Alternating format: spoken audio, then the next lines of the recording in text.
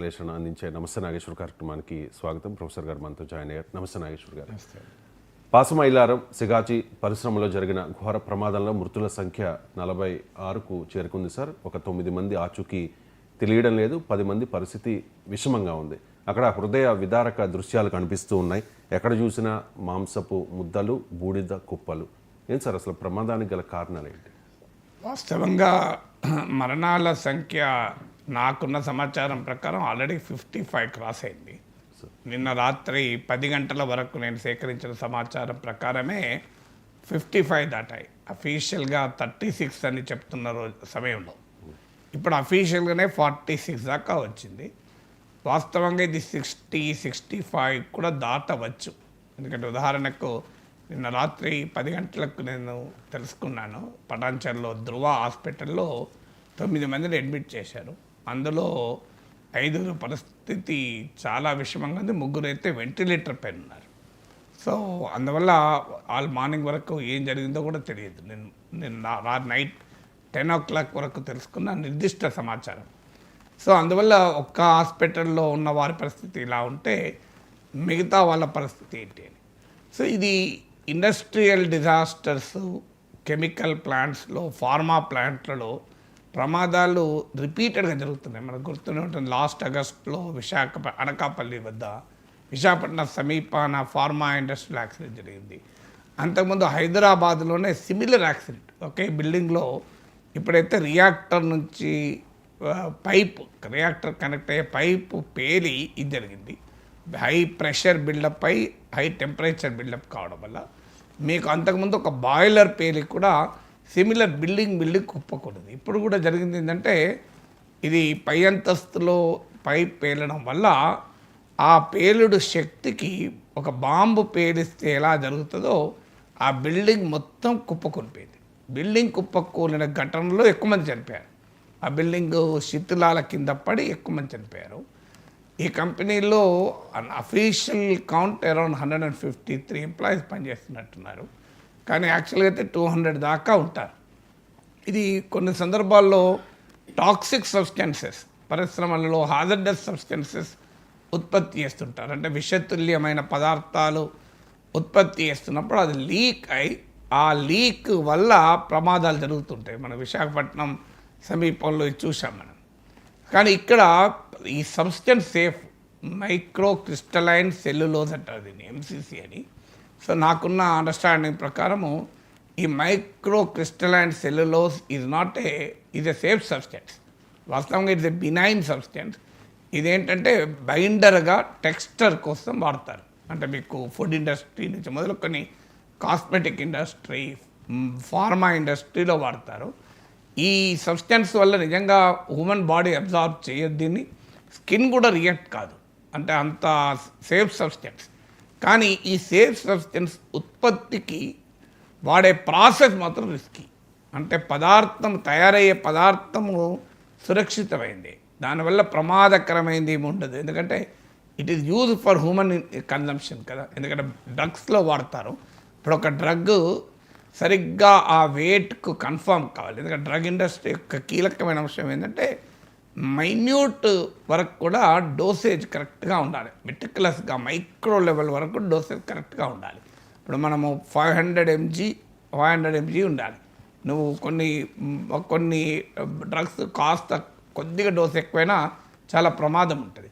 అందువల్ల ఇది బైండర్గా టెక్స్చర్గా ఉపయోగపడే సబ్స్టెన్స్ కనుక ఇది ఒక వెయిట్కు కన్ఫర్మ్ అయ్యటానికి ఈ MCC మైక్రో క్రిస్టలైన్ సెల్యులోజ్ను వాడుతుంటారు. అలాగే బైండర్గా వాడతారు. బైండర్ అంటే అందులో ఉన్న ఇంగ్రీడియంట్స్ మరింత ఎఫెక్టివ్గా పనిచేయడానికి వాడతారు. సో అందువల్ల సేఫ్ సబ్స్టెన్స్ ప్రొడక్షన్ది, కానీ ప్రాసెస్ రిస్కీ. ఈ రిస్కీ ప్రాసెస్లో ఏమవుతుంది అంటే మీకు డిఫరెంట్ యూనిట్స్ ఉంటుంది ఒక ఆపరేషన్లో. ఆ డిఫరెంట్ యూనిట్స్లో కాన్స్టాంట్గా టెంపరేచర్ ఎంత జనరేట్ అవుతుంది, ప్రెషర్ ఎంత జనరేట్ అవుతుంది, ఈ డేటా సీమ్లెస్గా ఇంటెగ్రేట్ చేసి ఆపరేషనల్ డెసిషన్ తీసుకోవాల్సి ఉంటుంది. ఒక ఉదాహరణకు మీకు ఇప్పుడు ఇంకా సామాన్యుడి భాషలో చెప్పాలంటే మన కిచెన్లో ప్రెషర్ కుక్కర్ లాగా. ప్రెషర్ కుక్కర్కు సేఫ్టీ వాల్వ్ ఉంటుంది. ఎందుకు ఉంటుంది? చాలామందికి దాని విలువ అర్థం కాదు. ఇప్పుడు పైన మనం విజిల్ పెడతాం, సో అది కాస్తంత ప్రెషర్ రిలీజ్ చేస్తుంటే మనకు సౌండ్ కూడా వస్తుంటుంది కుక్కర్ది. సో ఆ ప్రెషరు బిల్డప్ అవుతున్న కొద్దీ అది రిలీజ్ చేస్తుంటుంది, లేకపోతే నీకు కుక్కర్ పేలిపోతుంది. ఆ విజిల్ సరిగా పనిచేయలేదనుకోండి కుక్కర్ పేలిపోతుంది. అందుకే సేఫ్టీ వాల్వ్ అంటారు దాని పేరే సేఫ్టీ వాల్వ్. సో ఇక్కడ కూడా జరిగింది అది. ఏమైందంటే వెరీ హై ప్రెషర్ బిల్డప్ అయి చాలా భయంకరమైన టెంపరేచర్ వల్ల అబ్నార్మల్ టెంపరేచర్ రైజ్ అయ్యి ఆ pipe line pipe పేరిపోయింది.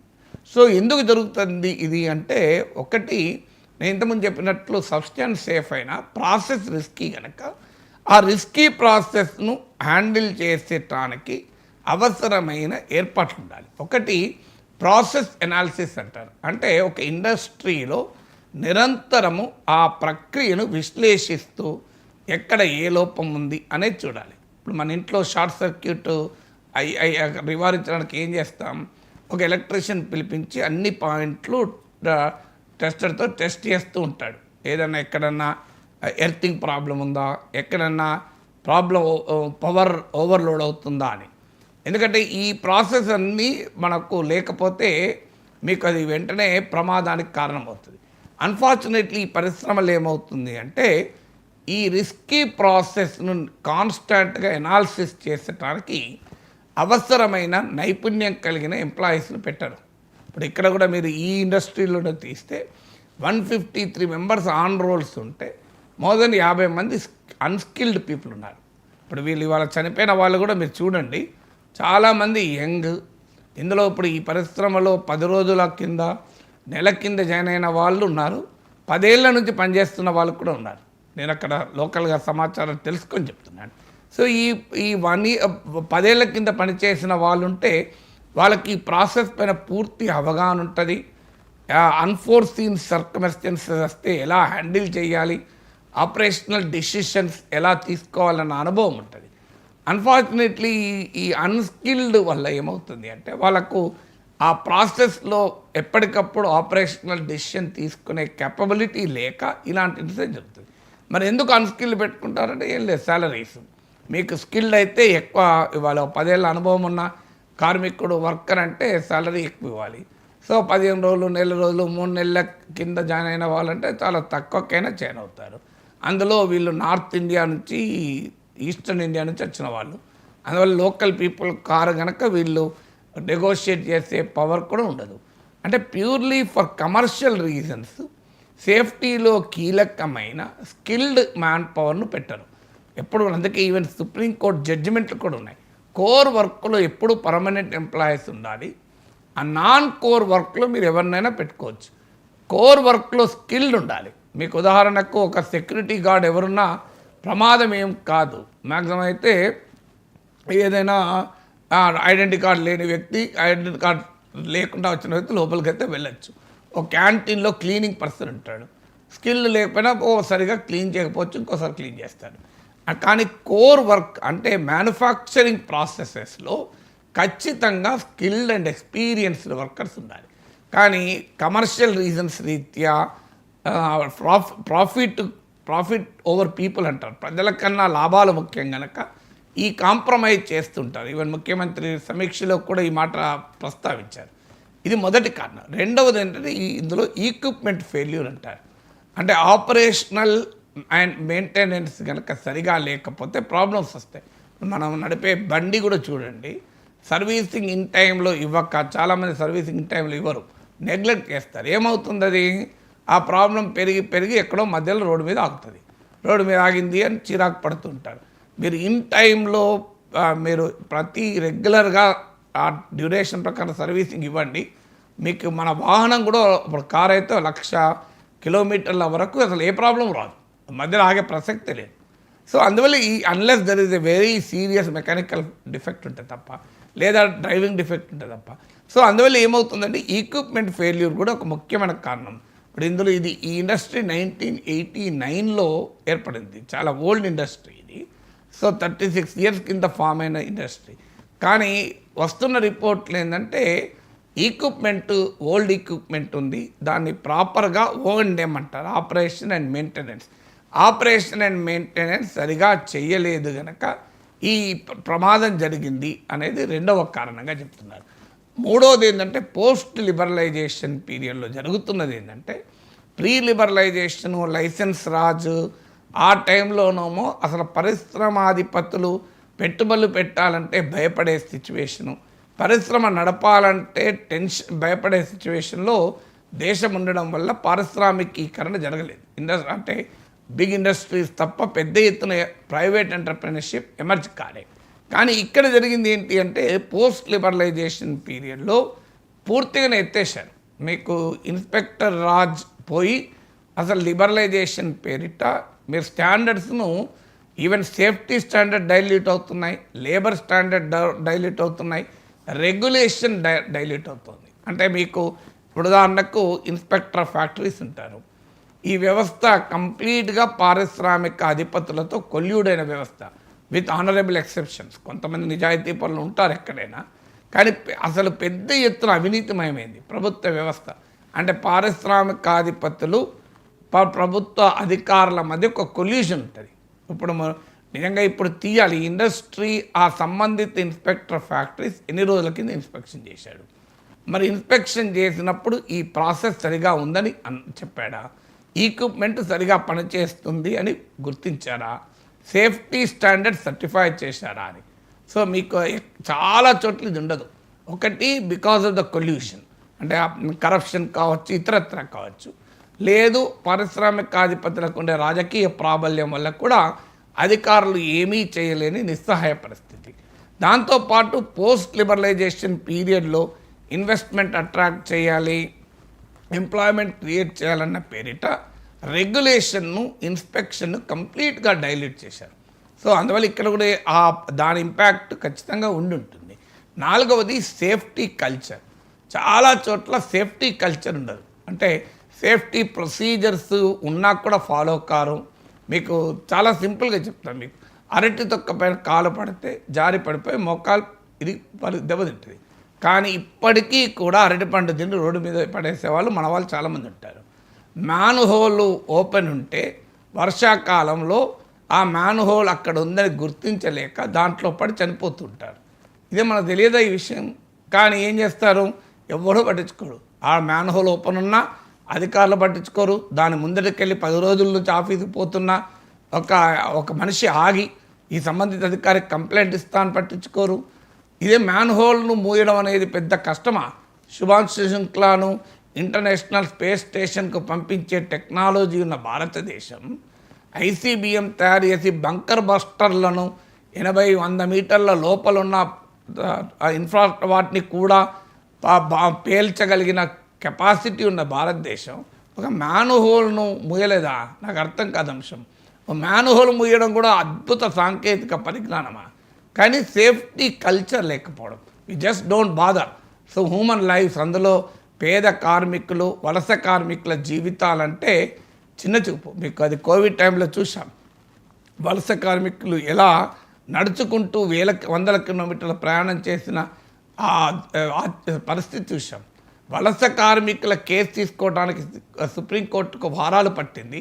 Arnab గోస్వామిని arrest చేస్తే అతను విడుదల చేస్తానికి అత్యవసరంగా సమావేశాలు కూడా విడుదల చేస్తారు.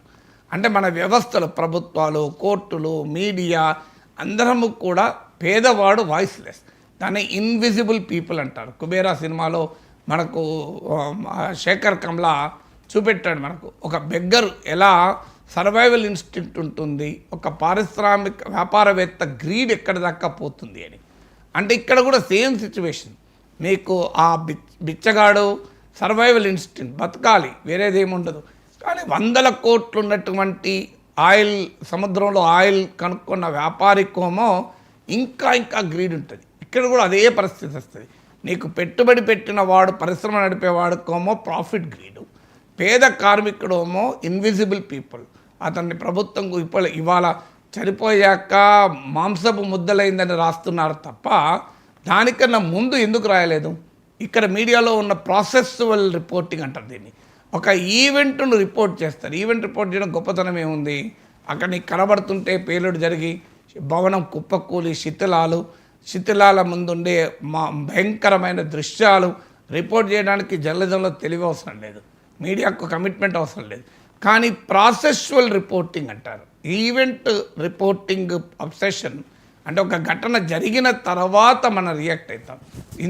సినిమాల్లో ఒక నేరం జరిగిన తర్వాత పోలీసులు వస్తున్నట్టు చూపెడతారే, కానీ వేరార్వి ఇప్పుడు ఈ ముఖ్యమంత్రి వెళ్ళాడు, మంత్రులు వెళ్ళారు, ప్రతిపక్ష నాయకులు వెళ్తున్నారు, మీడియా వెళ్ళింది. ఏంటి 55 మంది ప్రాణాల పైనకి వెళ్ళారు. ముందు ఎవరన్నా ఎప్పుడన్నా వెళ్ళారా? ఎక్కడన్నా మీరు మినిస్టర్ ఫర్ ఇండస్ట్రీస్ ఒక 4 పరిశ్రమలకు వెళ్ళి సేఫ్టీ చెక్ చేసిన ఉదాహరణ ఉందా? విద్యాశాఖ మంత్రి 4 స్కూళ్ళకి వెళ్ళి ఆడ స్కూల్ భవనాలు సేఫ్గా ఉన్నాయా, వర్షాకాలం వస్తుంది, ఓల్డ్ బిల్డింగ్లో స్కూళ్ళు ఉంటాయి, ఏదన్నా బిల్డింగ్ కూల్ ఉందని చూసిన ఉదాహరణ ఉందా ఎక్కడన్నా? ఒక 4 ఆసుపత్రులకు వెళ్ళి పేషెంట్ల పరిస్థితి ఎలా ఉందని ఎన్నిసార్లు తెలుసుకున్నారు? అంటే అన్ఫార్చునేట్లీ మనం ఏమంటే ఒక ఈవెంట్ జరిగినాక అందరూ వెళ్తారు, ప్రాసెస్ ఎక్కడ పోయింది అని అడుగుతున్నాను. ప్రజాప్రతినిధులు ఎక్కడ పోయారు? ఒక పరిశ్రమల మీడియా ఎక్కడ పోయింది? సో మీడియా కూడా మన అంత కరప్ట్ వ్యవస్థ. మీడియాకు లోపల ఎంట్రీ ఇవ్వరు. ఒకవేళ ఎంట్రీ ఇచ్చినా ఏం జరుగుతుంది? ఇంకో మీ దగ్గర ఇట్లున్నది, మరి రాష్ట్రం ఏమిస్తో చెప్పు. ఇదే పంచాయతీ కదా స్థానికంగా. సో అందువల్ల వ్యవస్థ మొత్తం కరప్ట్ కావడం వల్ల ఏమవుతుంది అంటే ఒక ప్రమాదము జరిగేంత వరకు మనం ఊరుకుంటాం, ప్రమాదము జరిగిన తర్వాత అందరము స్పందిస్తాం, వ్యవస్థ మొత్తం స్పందిస్తుంది. కానీ ఇలాంటి పరిశ్రమలు ఎన్నున్నాయో, ఇదే పటాన్చెరు నుంచి అనకాపల్లి వరకు అనేక ప్రమాదాలు పొంచి ఉన్న సమాజము నిద్రలో ఉండిపోతుంది, మేల్కొనదు. ఆ పరిస్థితి వాళ్ళ పేద కార్మికుల కారణం దే ఆర్ ఇన్విజిబుల్ పీపుల్. వాళ్ళ గురించి ఎవరికి పట్టింపు లేదు, వాళ్ళు పలుకుబడి ఉన్నవారు కాదు, వారు ఎక్కడో పాపం వేరే ప్రాంతం నుంచి వలస వచ్చిన పేద కార్మికులు, వాళ్ళకి తిండికి లేక ఉపాధి లేక ఇక్కడ దాకా వచ్చారు. సో అందువల్ల ఇక్కడ వచ్చిన తర్వాత వాళ్ళని ఎవరు ఆదుకోవాలి? కనీసం స్థానిక కార్మికులైతే ఆ విలేజ్కి వచ్చి ఇంకో మా ఫ్యాక్టరీలో ఈ సేఫ్టీ స్టాండర్డ్ లేదు అని ఆ ఊర్లో నలుగురికి చెప్తే, ఆ నలుగురు ఇంకోరికి చెప్తే గొడవన అవుతుంది. కానీ ఇక్కడ ఎవరు పట్టించుకోవాలి వాళ్ళని పాపం? సో ఆ రకమైన దుస్థితి ఉంది. అంటే ఇప్పటికైనా మనం అర్థం చేసుకోవాలి, ప్రాఫిట్స్ కావాల్సిందే, పెట్టుబడులు కావాల్సిందే, కానీ ప్రజల ప్రాణాల కన్నా పెట్టుబడులు ఎక్కువ కాదు, ప్రజల భద్రత కన్నా లాభాలు ఎక్కువ కాదు. ఇది వ్యవస్థ అర్థం చేసుకొని ఇన్విజిబుల్ పీపుల్ పక్షాన నిలబడితే తప్ప ఇలాంటి